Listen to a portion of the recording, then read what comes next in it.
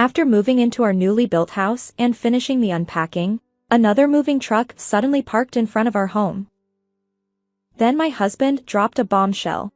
Starting today, my parents will also live with us. Huh? If you oppose this, divorce is the answer. I burst into laughter and quipped. Well, we might as well be divorced already, right? Huh? This incident occurred right after we moved into our new home, and I had already left my husband and in-laws behind. I am Olivia, in my 30s. I married my husband, Michael, 5 years ago, and our son, Liam, is now 4 years old. Initially, I quit my job when we got married, but when our son turned 4, I decided to return to work. I now work full-time on weekdays. When I first met my husband, he was kind, laid back, and perhaps a bit oblivious at times. Back then, I thought these traits were just part of his personality. Above all, I was drawn to the fact that he always put me first, which led us to get married. However, I later realized that my compatibility with my in-laws was far from ideal. They seemed more concerned with appearances than genuinely considering others. Their thinking was one-sided and self-centered. The first sign of trouble came during wedding preparations. They insisted on having a grand wedding because my husband was the eldest son in the family.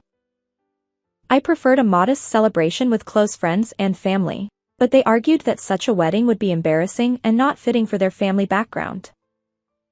Ironically, my husband's family wasn't particularly well off.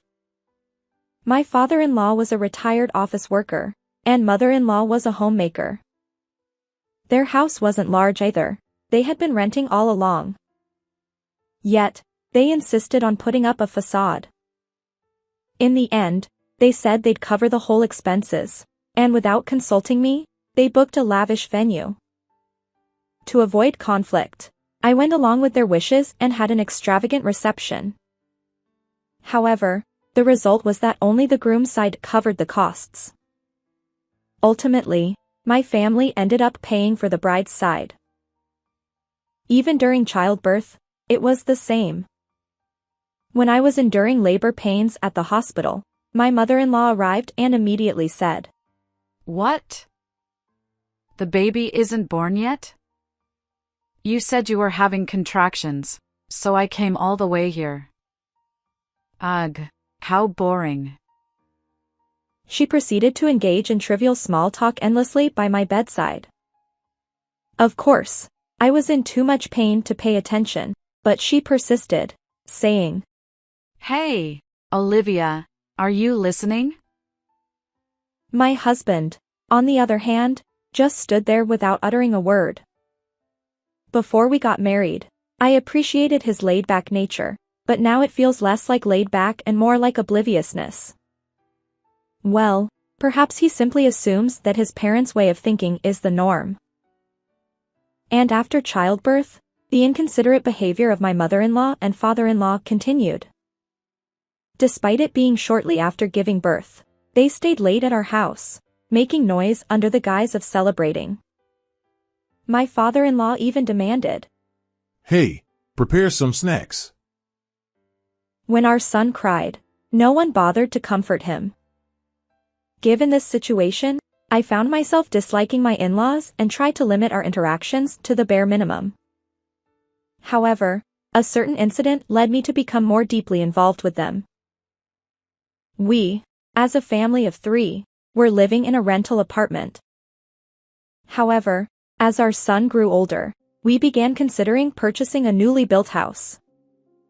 Yet, the process of building a house involves various meetings, from land selection to working with construction companies and interior design. Since my husband and I both work, it was challenging to schedule meetings during weekdays. As a result, we always arranged these meetings for weekends. However, having our son present during lengthy discussions was difficult, so we often relied on my parents, who lived nearby, to take care of him.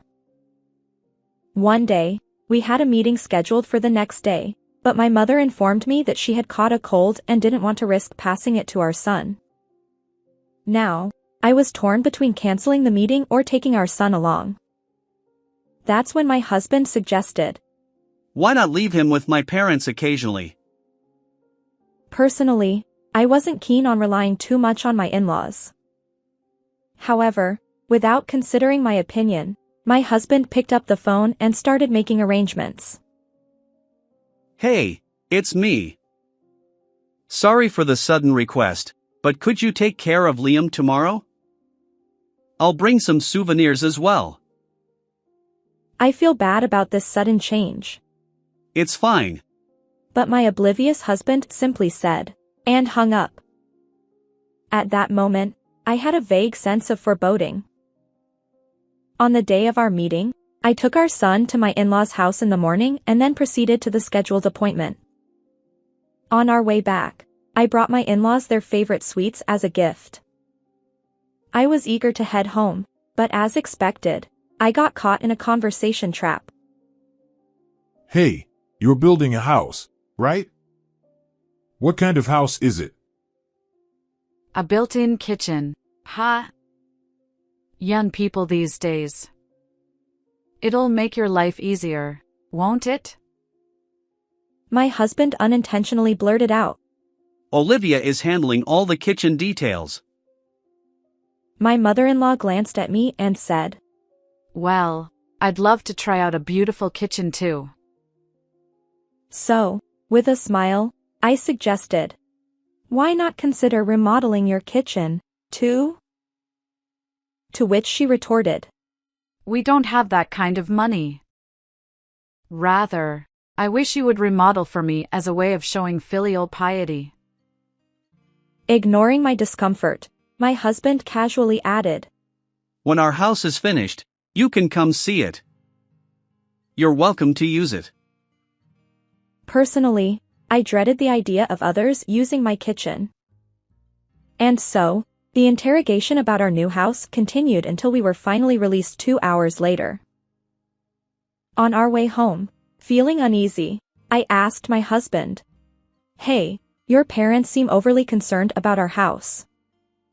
But we're not actually living together, right? His response was matter of fact. It's our family home.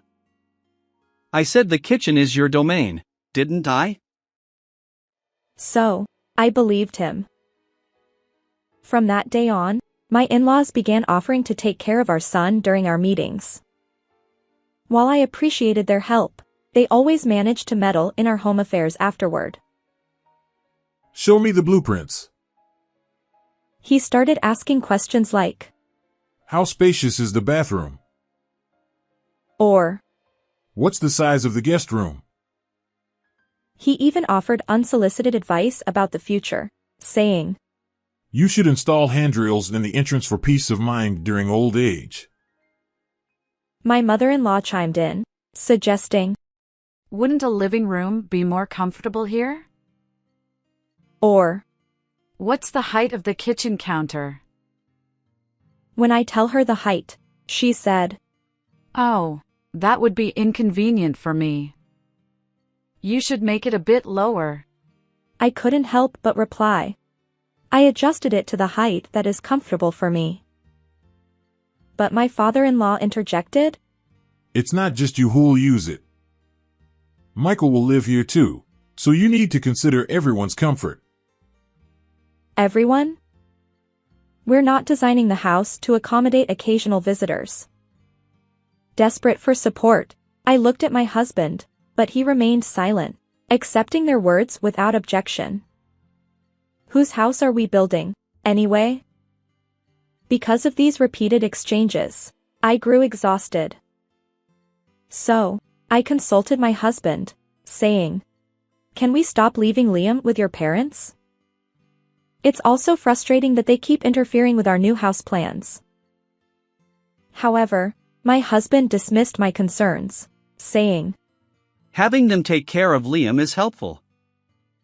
Just tolerate their nagging a bit.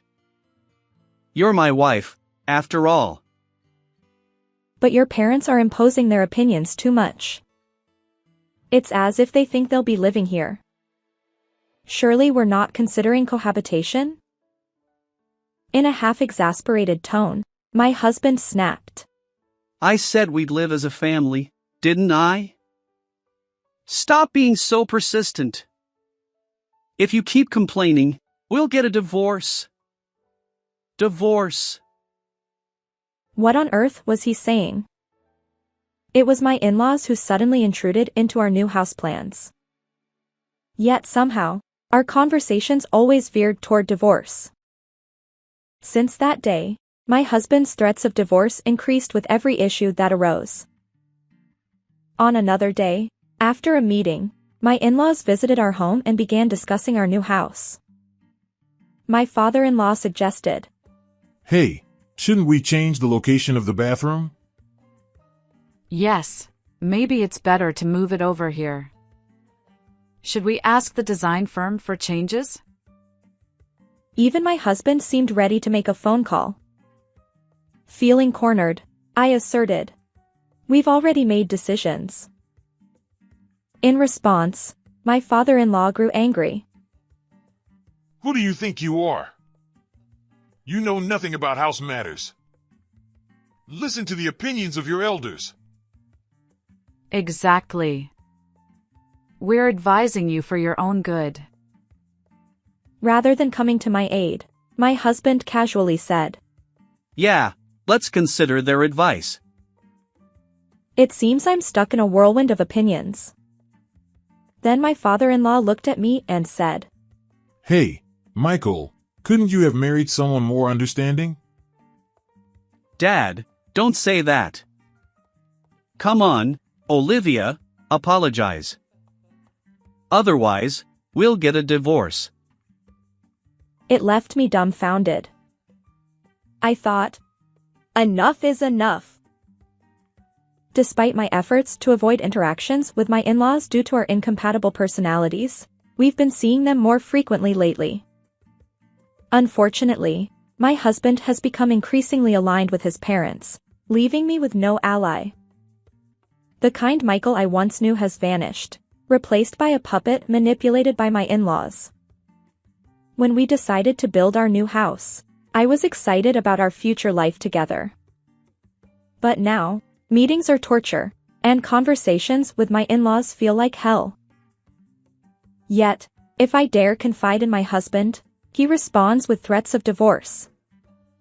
Once, half-jokingly or perhaps seriously, he even handed me a pre-filled divorce form, saying, Your attitude toward my parents is unbearable.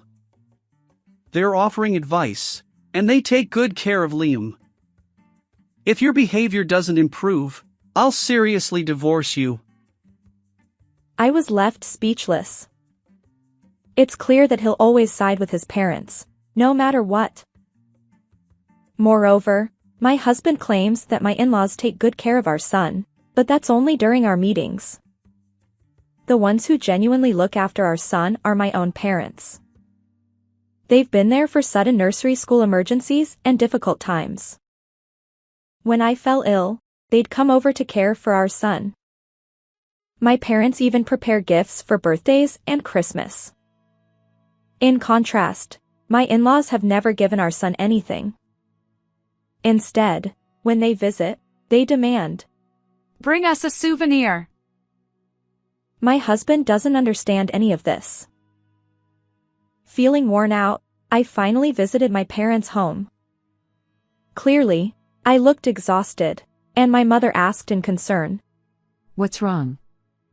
So, I mustered the courage to share my current situation. To my relief, my mother said, If anything happens, you can always come back here. It was a comforting response. Yes, I don't need to force myself into that family any longer. I just need to make a decision. But we have our son, and we're building a new house. However, given the current situation, it feels like my in-laws might eventually take over our new home. If that happens, I'll be subjected to their verbal abuse for life, all while being taken advantage of by them. I can't bear that. Yet, if I bring up divorce now, my husband will likely reject the idea. Despite his constant talk of divorce, my husband and in-laws are concerned about appearances, so divorcing him won't be straightforward. That's when I had an idea. And so, I began preparing for the worst. Finally, our newly built house is complete, and today my husband, our son, and I came for a viewing. Our son is happily running around, exclaiming, "Yay! Our new home." "The house smells fresh, and I'm thrilled that my ideal home has finally become a reality." We had a brief meeting with my husband to discuss moving in, and we decided that the second floor would have a guest room and our son's room. However, since we don't plan to use it immediately, I thought we'd just use it as a place to store our belongings for now. I mentioned this to my husband, but he simply said, "Make sure to organize the stuff properly." Despite my casual response, I already felt suspicious about my husband's behavior. On moving day, we transported our belongings as planned and began unpacking. Since I expected a busy day, our son is staying with my parents. Suddenly, I noticed my husband was nowhere to be found. Searching for him, I saw him on the phone. He was saying things like, "What? You're already coming? We're not done unpacking yet." At that moment, I thought, oh, are my in-laws coming again? But soon after, a moving truck pulled up in front of our house. I wondered if the mover had forgotten something. Just then, the doorbell rang. I answered the intercom, and there stood my in-laws. To my surprise, my in-laws arrived with their belongings in tow. My father-in-law barged in, demanding, Hey, is everything sorted? Oh dear, nothing is organized at all. Olivia alone won't cut it. Behind them stood a mover, clutching protective covers typically used during relocation. The mover politely asked, "Hello, may we begin our work?" "Work? What work?" I wondered. But my in-laws instructed the mover. Go ahead. And then suddenly, our home was invaded by workers. I confronted my husband, asking, "What's going on?" He nonchalantly replied, "Oh, we're starting cohabitation today. You know, they've been looking after our son, and it'll be easier for us all to live together." "Huh? We never discussed this." I protested. My husband continued, "Well, I'm the head of this household, and my parents have been advising us about this house. Besides, Mom wants to live here too." His casual tone infuriated me. "What? This is our family's home for the three of us, right? There's no room for your parents." I'll take the largest room on the second floor. And the one next to it will be mine. She added, I measured it recently. Do the curtains fit? I couldn't believe it. They were already claiming rooms in our new house. Measurements? When was that? I asked my husband. Hey, could it be that your parents have been here before? Isn't this their first time seeing the house? Huh? They actually came the day before we did the house tour. What? Why? They wanted to see it, so I gave them the keys to take a look ahead of time. Unbelievable. My in-laws had explored the house before we even moved in. They even decided on their own room and took measurements. I felt anger welling up deep inside me. Hey, why didn't you consult with me? Isn't this our home for the three of us? Besides, Liam's room will be gone. Ha! He won't use that room right away. And the guest room is for when someone visits, right? So it's fine if my parents use it. Besides, I said it before, this new house is for the whole family to live in. And when we say family, that includes my parents. Wait. Did you deceive me? You're just misunderstanding. I'm the homeowner, so stop complaining. As my husband and I engaged in this exchange, my in-laws joined the fray. What's wrong with you? Are you against us living here? How insolent for a daughter-in-law! Such an unfilial daughter-in-law. It's only natural for children to care for their parents. You're part of our family now, so you should take care of us. But that's not the point. Originally, this house was meant for our family of 3 to live in. Even the kitchen was designed with me in mind. Well, isn't that fine?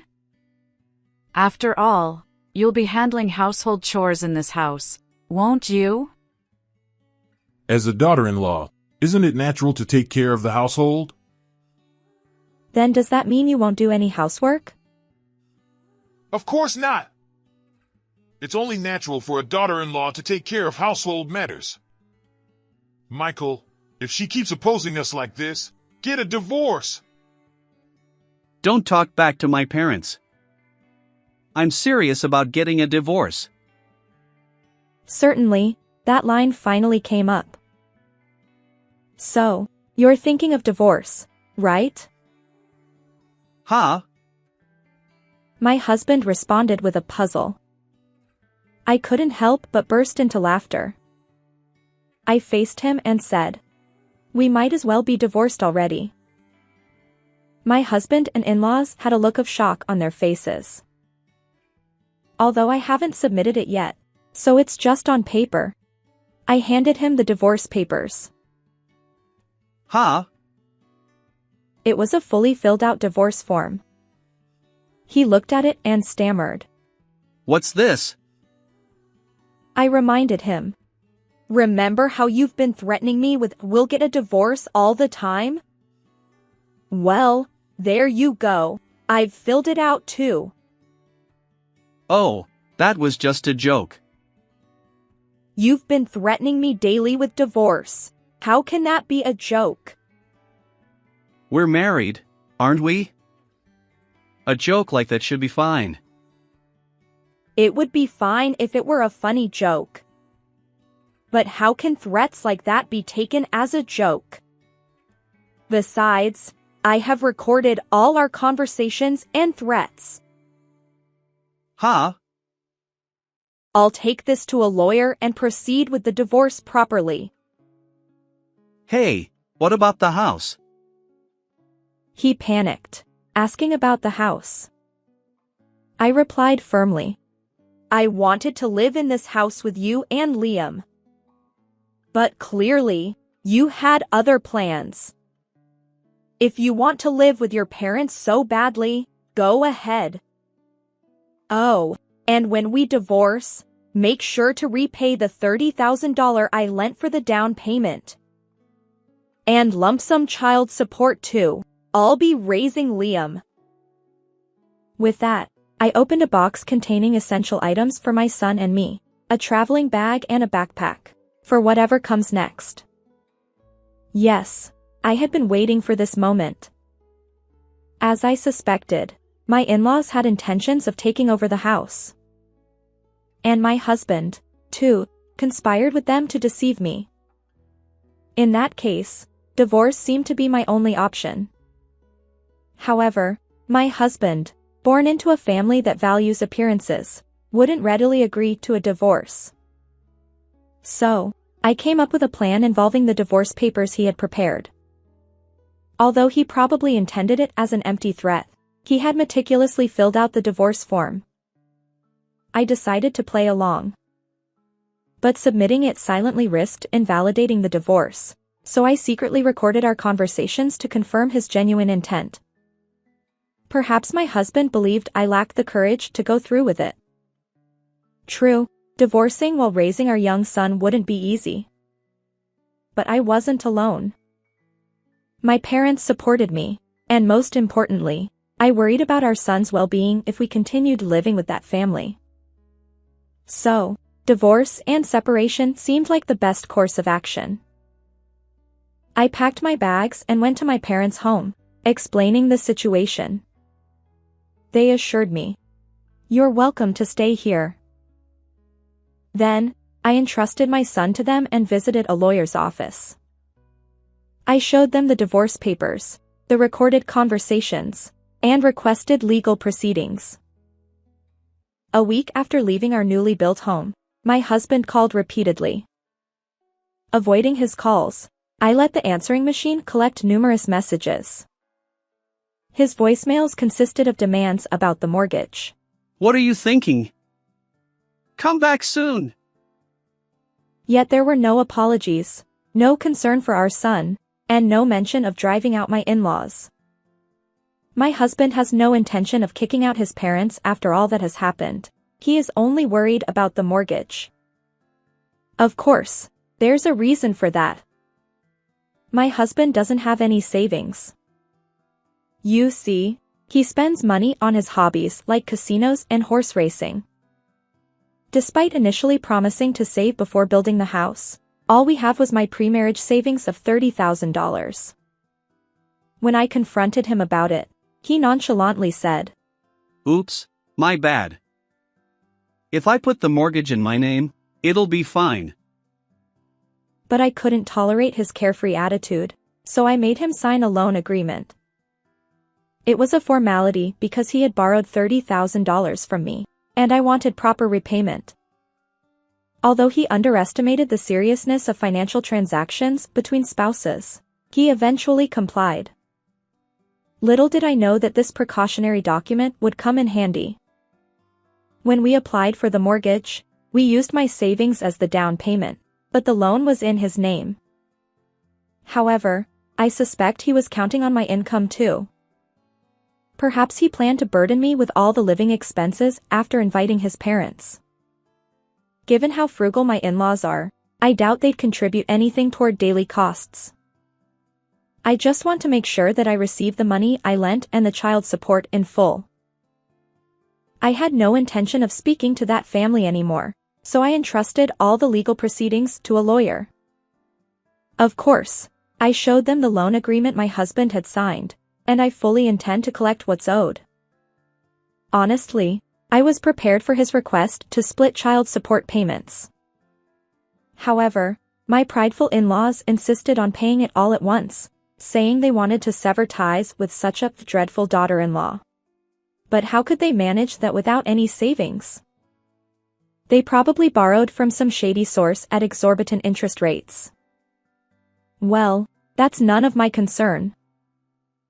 In the days that followed, I learned that my husband's family decided not to live in the newly built house and put it up for sale. Perhaps they found it difficult to keep up with the mortgage payments after I left. And there's the matter of their suspicious debts too. As it turns out, my husband and in-laws, who are strapped for cash, are now renting a small apartment. Despite finally acquiring a fancy kitchen, my mother-in-law won't get much use out of it. She's too short for the height I customized. Furthermore, my divorced sister-in-law and her kids have returned to her parents' home. She's been a stay-at-home mom for years and has no intention of working. Her children, a middle schooler and an elementary schooler, will now squeeze into that cramped space. Their living expenses rely solely on my ex-husband's earnings and his parents' pension. But with my husband drowning in debt, there's no room for flexibility. According to rumors, it seems that my ex-in-laws are constantly arguing due to the increased family size, and the noise has become a nuisance for the neighbors. My ex-sister-in-law expressed frustration, saying, "I heard we could live in the new house. So why is this happening?" I wanted to use the modern kitchen and live in the new house.